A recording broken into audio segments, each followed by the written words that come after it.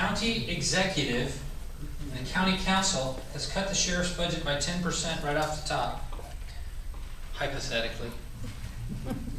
Without going into detail, too much detail, how do you manage this shortfall?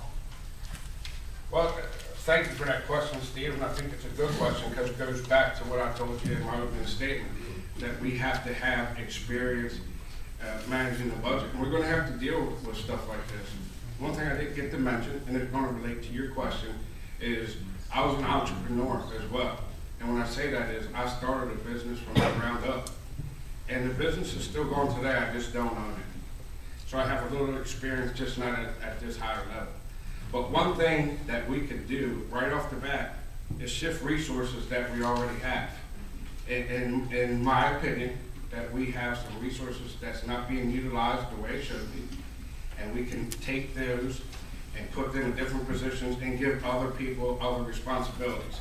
I'm not going to say any names. I'm not here to point out anything. I don't blame the people, but there's positions at that sheriff's office, not patrol deputies, not guys that are out in your streets, but in-house staff we don't need.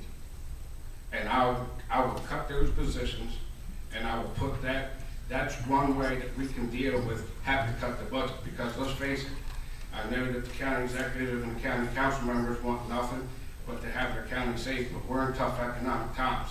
Okay, so we're going to have to prepare to make these cuts. And I really just believe that reallocating these sources that we already have will be a big part of how we can do that. Okay, thank you, Chris. Very quickly, if you have a question, if you'll hold it up.